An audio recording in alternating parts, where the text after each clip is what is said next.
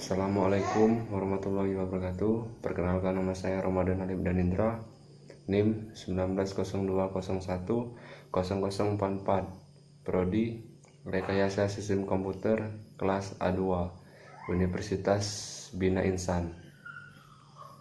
Arsitektur komputer adalah konsumen perencanaan serta struktur pengoperasian dasar dari sebuah sistem komputer.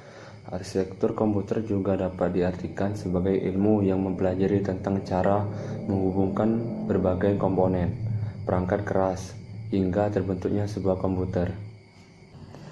Jenis arsitektur komputer. Yang pertama, SISD. Jenis arsitektur komputer ini merupakan hasil rancangan von Neumann.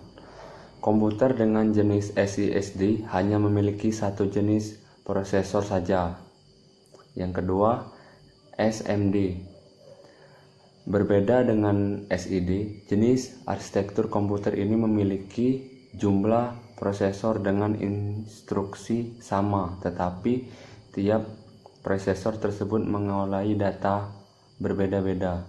Yang ketiga, MISD. Komputer MISD memiliki banyak prosesor dengan instruksi berbeda, tetapi mengolah data sama. MISD merupakan kebalikan dari jenis SIMD. Yang keempat, MIMD.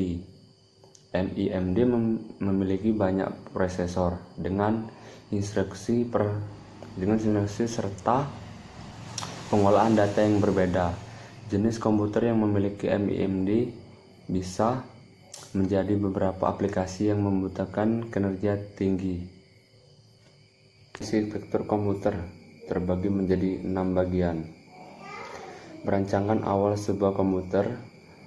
Prosesor yang dibutuhkan bisa lebih banyak, penggunaan lebih banyak, dapat melakukan multitasking, memastikan komponen-komponen komputer dapat belajar lancar, memberikan gambar aplikasi yang buat programmer.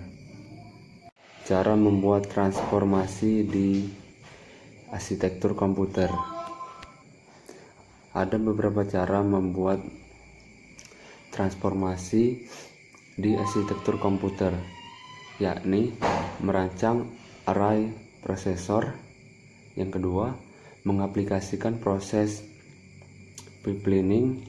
Yang ketiga, membuat komputer dengan multiprosesor. Yang keempat, membuat komputer dengan arsitektur yang lain. Yang kelima, atribut yang dipakai untuk mengukur kualitas dari arsitektur komputer. Di sini saya akan memperkenalkan diri saya. Nama saya Welly Gresandi dari kelas RSK A2 dengan NIM 1902010061. Selanjutnya di sini saya akan menjelaskan materi pertemuan keempat, organisasi dan arsitektur komputer lanjut. Poin-poin penting dalam kinerja sistem. Pengertian kinerja adalah tingkatan untuk memenuhi kombinasi perangkat lunak yang diinginkan. Secara umum, dapat didefinisikan sebagai semua karakteristik dan aktivitas penting yang berhubungan dengan pemenuhan kebutuhan yang akan dicapai. Pengertian dan perbedaan antara load test dengan stress test. Load test atau uji pembebanan adalah suatu metode pengujian yang bersifat setengah merusak atau merusak secara keseluruhan komponen-komponen bangunan yang diuji. Pengujian yang dimaksud dapat dilakukan dengan beberapa metode. Salah satunya adalah metode uji beban, load test. Yang kedua di sini ada stress test. Stress test adalah salah satu jenis pengujian sistem atau sistem testing. Pengujian ini bertujuan untuk melihat apakah perangkat lunak secara keseluruhan mampu menangani kebutuhan sumber daya yang tidak normal atau mencakup kuantitas, frekuensi, maupun volume. Apakah data dalam jumlah sangat besar dengan frekuensi sangat tinggi serta volume yang sangat besar mengakibatkan performansi atau bahkan fungsionalitas perangkat lunak terganggu atau tidak. Perbedaan load test dan stress test. Perbedaan paling mencolok antara load test dan stress test adalah jika load test untuk memeriksa kemampuan aplikasi dalam melakukan load aplikasi atau website ke server atau database. Sedangkan stress testing diperuntukkan dalam memeriksa kemampuan aplikasi dalam menerima traffic dari luar agar web atau aplikasi tidak down. Apa itu arsitektur komputer? Arsitektur komputer mempelajari atribut yang berada pada sistem komputer yang berkaitan dengan programmer yang memiliki dampak langsung pada eksekusi logis sebuah program. Contohnya, set instruksi, aritmatika yang dipakai, teknik pengalamatan, mekanisme input atau output. Jadi arsitektur komputer merupakan sebuah konsep dari struktur pengorpesian dasar, pengorpesian dasar dan perencanaan dari sistem komputer. Yang kedua di sini ada fungsi arsitektur komputer. Yang pertama yaitu mempermudah untuk perbaikan komputer. Yang kedua, memperbanyak penggunaan prosesor.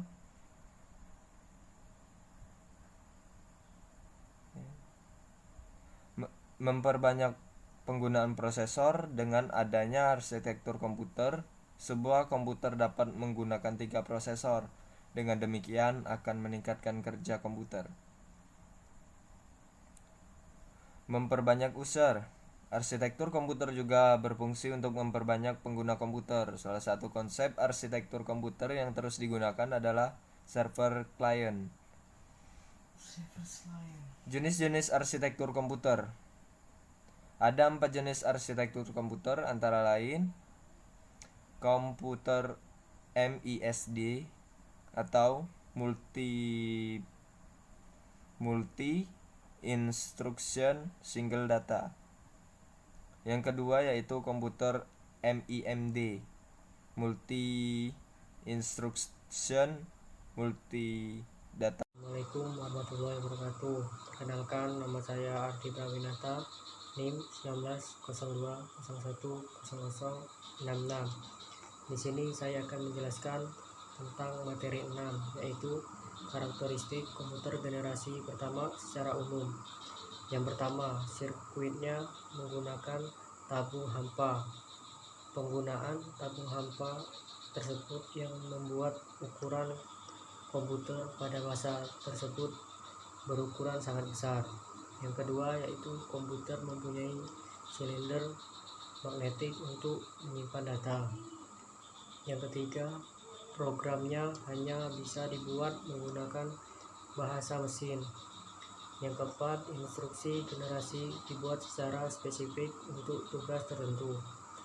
Yang kelima, menggunakan konsep storage program dengan memori utamanya adalah magnetic core storage. Yang keenam, menggunakan simpanan luar magnetik HP dan magnetic disk. Yang ketujuh, ukuran fisik komputer besar memerlukan ruang yang luas. Yang kedelapan, suhunya cepat panas sehingga diperlukan pendingin. Yang kesembilan, prosesnya kurang cepat. Yang ke-10, daya simpanannya kecil. Dan yang terakhir, membutuhkan daya listrik yang besar. Assalamualaikum warahmatullahi wabarakatuh. Perkenalkan, nama saya David Atama dari Prodi RSK A2 NIM 1902010033. Saya akan menjelaskan materi pertemuan ke-7. Arsitektur komputer ketiga. Komputer ketiga memanfaatkan integrated circuit atau disebut dengan IC sebagai pengganti transistor.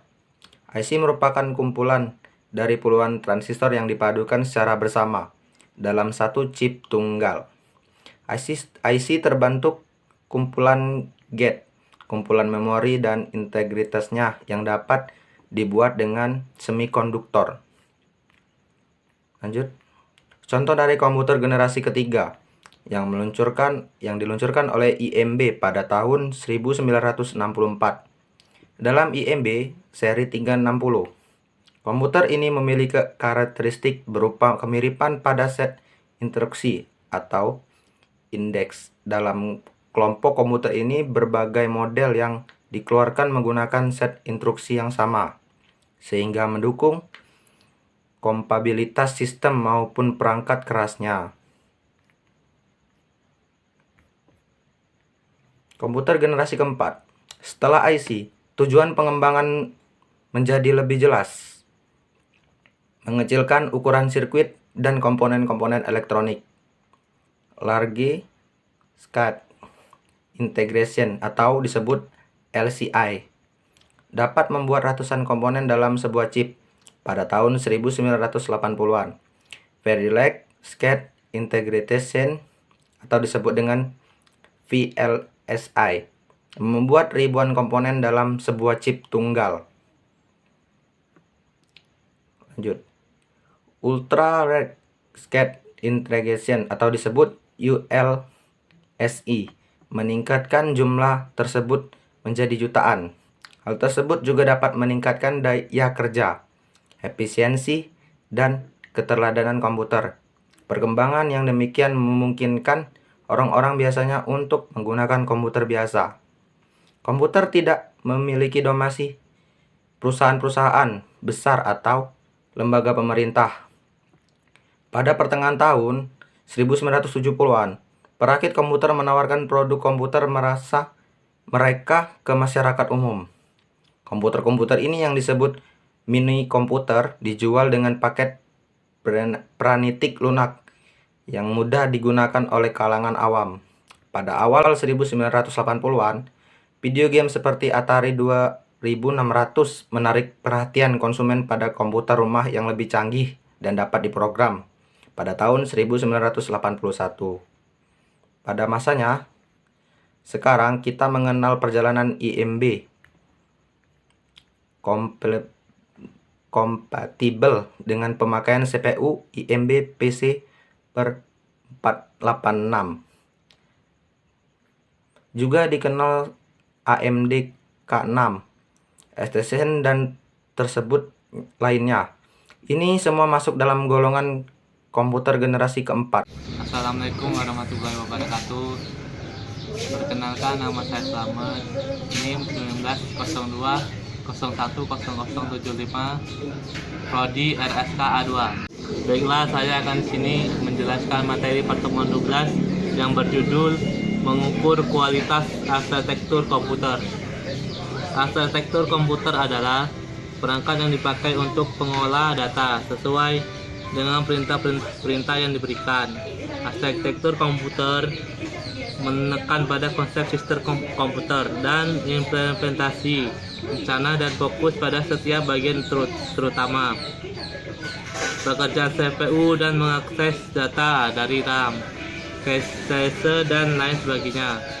6 atribut mood arsitektur. 1. Generalitas. Generalitas adalah ukuran besar jangkauan aplikasi yang bisa cocok dengan arsitektur. Sebagai contoh, komputer yang terutama digunakan untuk aplikasi ilmiah dan teknik menggunakan aritmatika, floating point dengan nomor tersimpan. 2. Daya terap. Daya terap applicability adalah pemanfaatan arsitektur untuk penggunaan yang telah direncanakan komputer yang terutama untuk satu dari dua area aplikasi utama. Aplikasi utama yaitu sebagai contoh aplikasi ilmiah teknis dan aplikasi komersial biasa. 3. Efisiensi. Efisiensi adalah ukuran rata-rata jumlah hardware dalam komputer yang selalu sibuk selama penggunaan biasa. Juga karena turunnya harga komponen komputer, maka sekarang efisiensi tidak terlalu dipikirkan seperti halnya pada awal pengembangan komputer. 4. Kemudahan penggunaan. Kemudahan penggunaan arsitektur adalah ukuran sederhana bagi programmer sistem untuk mengembangkan atau membuat software untuk arsitektur tersebut. Misalnya diberikan istilah mudah diperuntukkan memakai dan menggunakan komputer. 5. Daya tempo reliability. Untuk ukuran sebelumnya, daya terap, generalitas, efisiensi, dan kemudahan penggunaan berlaku untuk arsitektur maupun komputer. 2. Ukuran terikat daya dan kembang umumnya berlaku untuk implementasi komputer dalam satu rumpun. Secara analogis, dia seorang menggunakan arsitektur komputer sebagai rumah kolonial, maka dimungkinkan rumah tersebut mempunyai ukuran dan gaya yang berbeda dengan yang lain. 6. Daya kembang. Daya kembang availability adalah ukuran kemudahan bagi perancang untuk meningkatkan kemampuan arsitektur, misalnya kemampuan ukuran memori maksimumnya atau kemampuan aritmetika. Umumnya seperti komputer memungkinkan perancang menggunakan ukuran, hanya menentukan ukuran memori secara tidak langsung dan hanya berada dalam batasan luas tertentu, maka komputer VAX mempunyai ukuran memori. Baiklah, itu saja yang kami dapat sampaikan tentang materi organisasi dan arsitektur komputer. Kurang lebih kami ada salah, mohon maaf. Kepada Allah memohon ampun. Saya akhiri. Wabillahi taufiq hidayah. Wassalamualaikum warahmatullahi wabarakatuh.